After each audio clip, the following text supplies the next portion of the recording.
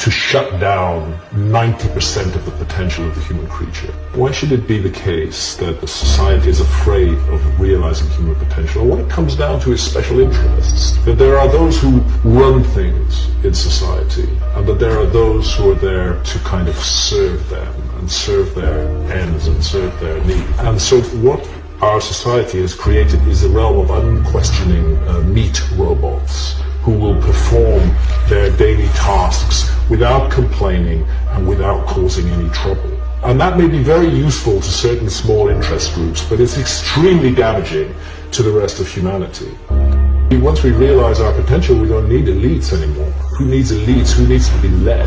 This is another revelation that comes from working with psychedelics, is we do not need leaders. They are not over us, telling us what to do. They may imagine that that's what they're doing, but they have no right to do that. And the moment we begin to wake up and start asking really profound questions about the nature of reality and about the society we live in, their power is instantly diminished. And I think that's why we've seen such vigor and real nasty unpleasantness put into this horrible, wicked thing called the war on drugs, which has been used as an excuse to enter the inner sanctum of people's lives. See, I'm not sovereign over my own consciousness. If I can't make free choices about my own consciousness, if I can't make those free choices while doing no harm to others, then I am not free in any useful or meaningful sense.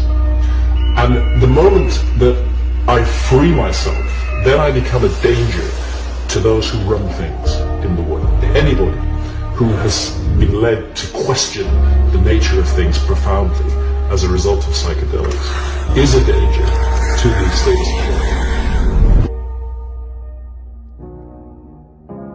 We risk being thrown in prison, we risk having our reputations destroyed. If the powers that be enter our home and find that we're using psychedelics, I mean, this is really an Orwellian world that we've created. How dare some guy in a suit sitting in government tell me what to do with my consciousness, while at the same time they're allowing, you know, the glorification and glamorization of alcohol, which is one of the most dangerous drugs on the planet. I mean, alcohol is a seriously dangerous drug, whether you're talking about cirrhosis of the liver, or whether you're talking about traffic accidents, or whether you're talking about violence. Alcohol, there's no doubt about it, nobody can dispute it, it's an extremely dangerous drug.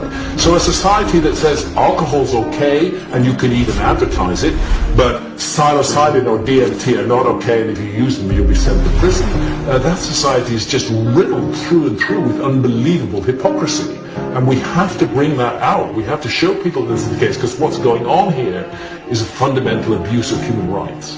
We must be free to make decisions over our own consciousness, always with the proviso that we do no harm to others. And any government, any state agency that attempts to limit our freedom over our own consciousness is itself an agency of darkness and control.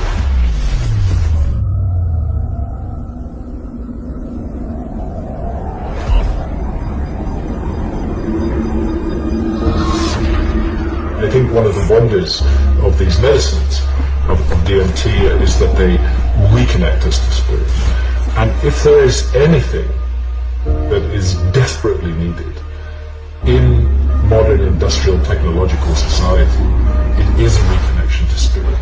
That's what's missing. That absence of spirit is why there is so much pain in the world today, and why people are willing to inflict so much suffering on one another. Once we reconnect with spirit, we realize that we are an intrinsic part of the human family. What the psychedelics are showing us is that we are all members of one family of consciousness, and that they strip away all the trivial shit like the color of our skin, or the country in which we were born, or the legal system under which we grew up. They strip that away and they bare the soul, because my God, it is a mystery to be alive at all, to have experiences, to have our senses, to fall in love, to be engaged in work. All of that, if you think about it, I mean, where did we come from? We were born in these bodies, we grow up in a family, we go out there in the world, we take it all for granted, but it's a giant mystery from beginning to end.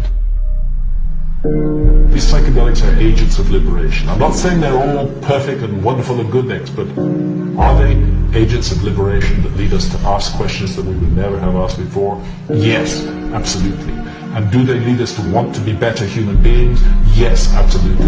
And do they lead us to see the faults and the crack lines in our society which have been so carefully papered over? Yes, absolutely. And as a result, there has been a concerted effort to suppress this growth of freedom. But you know what? It's not going to work. That effort is failing. People are waking up all over the world. Not fast enough yet, not in large enough numbers, but it's happening. It's a small flame. It's growing, and it's going to continue to grow.